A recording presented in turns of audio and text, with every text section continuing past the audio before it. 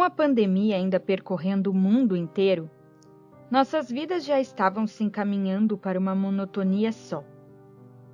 Procurava me entreter indo à casa de algumas amigas que moravam próximo à minha casa, e assim passávamos a maioria das tardes conversando, fazendo alguns jogos e tentando preencher nossas mentes com algo que não fosse somente TV ou redes sociais.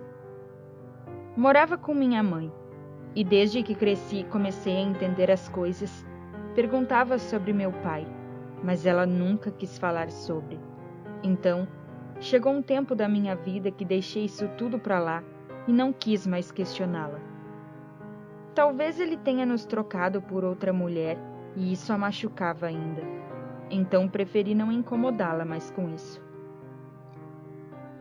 Tínhamos uma ótima relação de mãe e filha, e isso me deixava bem e fazia-me sentir que não precisaríamos de uma figura masculina conosco.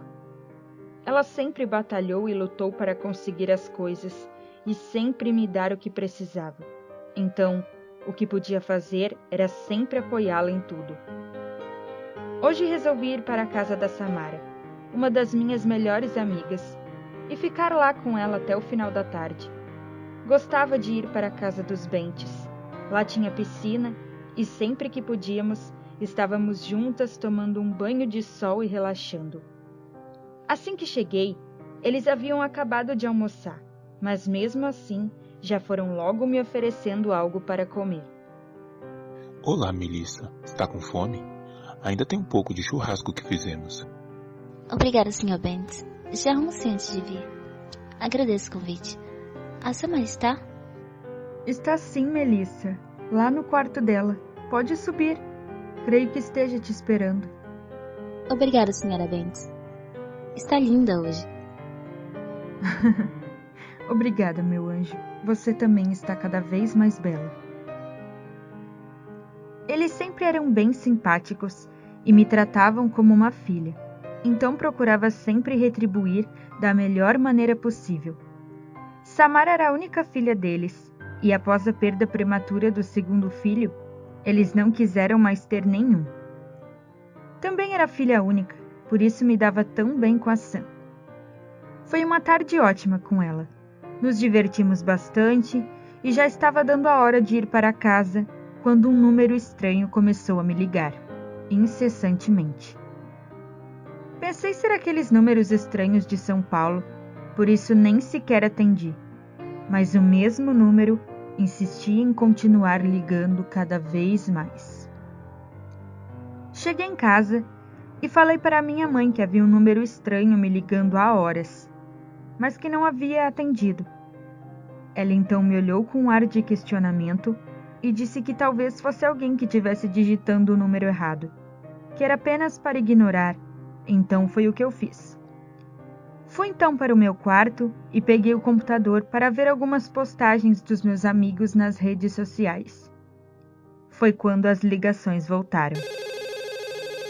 Cada toque me deixava curiosa de quem poderia ser, a ponto de estar tão desesperado ou desesperada assim para falar com quem estava do outro lado. Então respirei fundo e fiz o que minha mãe disse para não fazer. Atendi a ligação. Assim que disse alô... Finalmente te achei. Não se preocupe, minha coelhinha. Desliguei no mesmo instante e fiquei sem entender o que seria aquilo. Algo me deixou bastante assustada no tom daquela voz. Então corri para a sala onde minha mãe estava e contei o que havia acontecido. Quando disse para ela do que a mulher havia me chamado, ela ficou branca, com uma expressão de medo e pavor. Como ela te chamou? Ela perguntou. De coelhinha. O que está acontecendo, mãe? Quem estava no telefone? Questionei sem ter o retorno de uma resposta. Pegue suas coisas e vamos sair daqui rápido! Ela disse me puxando pelo braço. Aquela reação me deixou com pavor e medo, mais do que eu já estava. Não consegui entender ou raciocinar o que estava acontecendo, mas preferi confiar nela e sair dali o mais rápido possível. Peguei algumas coisas que precisaria, coloquei em uma mochila e fomos rapidamente para o carro vermelho que tinha. Ela saiu bastante rápido, coisa que não era costume dela fazer. Ela sempre dirigiu com cuidado e não passava dos 40 quilômetros. Isso me deixou com muito mais medo. Perguntava dela o que estava acontecendo e só tinha o silêncio como resposta. Ela então ligou o rádio para ouvir as notícias. Uma voz saiu de lá dizendo: Notícia urgente. Uma criança chamada Melissa, que havia sido sequestrada 13 anos atrás, no hospital Cristóvão Vasconcelos, acaba de ser localizada e as autoridades estão à procura de um carro vermelho. Fiquei em choque com aquilo. Eu não conseguia parar de tremer e chorar com tudo o que estava acontecendo à minha volta e com o que havia acabado de ouvir. Olhei lentamente para a mulher que estava dirigindo o carro. Quem é você? Você pode me chamar de mamãe.